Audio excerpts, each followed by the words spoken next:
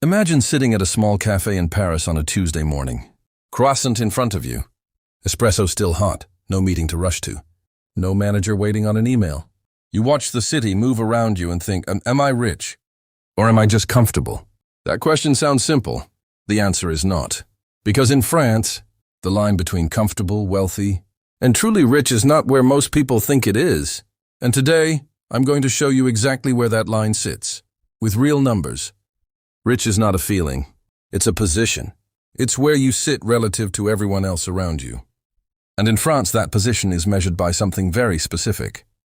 Your net household income after tax, not your salary on paper, not your gross wage before the state takes its share. Your actual take-home after French social charges, after income tax, after everything.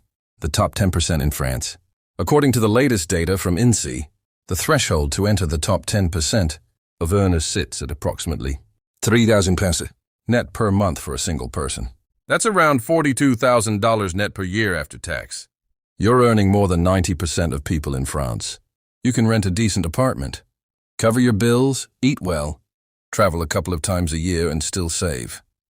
But here's what nobody tells you. In Paris, rent alone for a 2-bedroom apartment in a decent arrondissement will take $1,800 to $2,200 of that. What's left covers the basics and not much more. Rich is relative, and in France's most expensive city, the top 10% is just getting by comfortably. Outside Paris, the story changes. In Lyon, Bordeaux, Nantes, or Toulouse, $300 to $500 net a month gives you a genuinely good life. You own a car. You eat at restaurants without checking the right side of the menu first. You take proper holidays. You save consistently. The same income, 2 completely different lives. Depending on where in France you spend it, that's the first thing to understand before you chase any number. Now, the top 5%. To move into the top 5% in France, the net monthly income threshold rises to approximately $4,500 to $5,000 per month for a single person. Around $54,000 to $60,000 net per year. At this level, life opens up in ways that are hard to explain until you've lived it. You stop making decisions based on price. The question stops being, can I afford this? And starts being, do I actually want this? That's a different relationship with money entirely. You're not wealthy yet, but the stress around everyday spending has largely disappeared.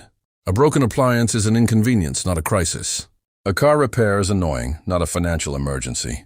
That psychological shift is something the top 5% carries that the top 10% is still working toward. For couples, the threshold adjusts. A couple without children needs roughly 1.5 times the individual threshold. So for a couple to sit in the top 5%, combined net household income needs to sit at approximately $7,500 to $8,000 per month. And now the number everyone wants to know. The top 1%. In France, the entry point to the top 1% sits at approximately $8,500 to $10,000 net per month for a single person. That's roughly $100,000 to $120,000 net per year after all taxes and social charges. Less than 1 in 100 people in France earns this. And at this level, life is genuinely different. Not just comfortable, different. Investments grow alongside your salary. Property is an asset, not just a place to sleep. International travel is a normal part of the year. But here's what's fascinating about France specifically. The tax system makes reaching the top 1% feel harder than it does on paper. France has one of the heaviest tax environments in the developed world. The marginal income tax rate reaches 45% on income above, or $77,000 gross, which means earning $220,000 gross doesn't leave you with $220,000 to spend. Not even half. The French state takes a significant share at the top, which is exactly why genuine wealth in France is often built through assets, property, equities, business ownership, not salary alone. The truly wealthy in France don't get rich from wages. They get rich from owning things. Now let's talk about the wealth side. Because being in the top 1% of earners is one thing. Being in the top 1% of wealth is another conversation entirely. According to Banque de France data, the top 1% of French households by net wealth hold assets of approximately 1 to 9 million and above. The gap between the median and the top 1% is enormous, and it widens every year that asset prices outpace wage growth.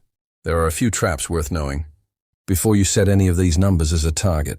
The first is the lifestyle inflation trap. Every time income rises, lifestyle tends to rise to match it. The person earning $5,000 net a month often feels as stretched as the person on 2,500 because their spending has simply scaled. The number on the payslip goes up. The savings rate stays the same. Wealth never actually builds. The second trap is ignoring assets. France rewards asset ownership heavily through the PA, the plan d'épargne en action, which allows French residents to invest in European equities with significant tax benefits after 5 years. Life insurance contracts, assurance-vie, are one of the most tax-efficient long-term savings tools in Europe. The French who build real wealth use these tools consistently, not occasionally. They understand that income gets taxed. Assets grow quietly. The third trap is comparing yourself to the wrong benchmark. The relevant question is not, am I as rich as the richest person I know? The relevant question is, does my money give me the life I actually want? 3,000 net per month. Comfortable, solid, but tight in major cities. Top 5% means $4,500 to $5,000 net per month. Real breathing room. Financial stress largely gone. Top 1% means $8,500 to $10,000 net per month. Genuinely different life. And the top 1% by wealth? Around 1.9 million net assets. A number that takes decades of disciplined investing to reach. But a number that is not impossible for someone who starts early, invests consistently, and avoids the traps along the way.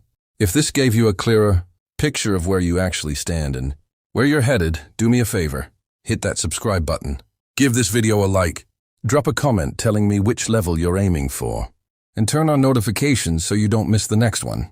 The gap between those 3 levels is much wider than most people imagine. Sounds like a solid income, and it is. At this level, you're earning more than 90% of people in France. You can rent a decent apartment, cover your bills, eat well, and travel a couple of times a year, and still save. But here's what nobody tells you. In Paris, $3,500 net a month does not feel rich, not even close. Rent alone for a 2-bedroom apartment in a decent arrondissement will take $1,800 to $2,200 of that.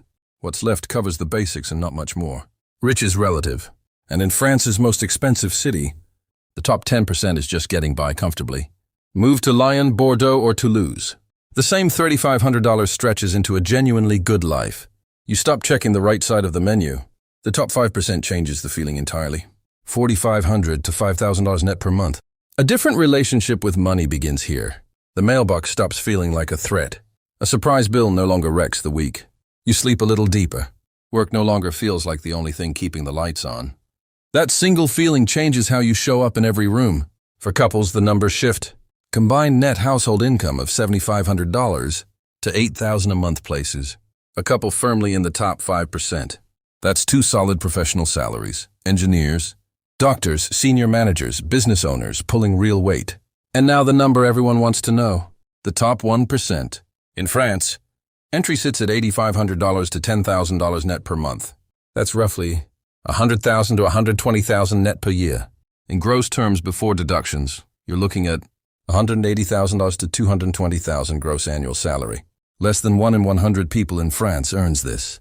And at this level, international travel is a normal part of the year, not a once-in-a-while luxury.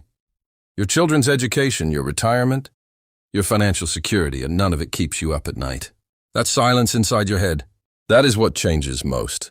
But here's what's fascinating about France specifically. The tax system makes reaching the top 1% feel harder than it does on paper.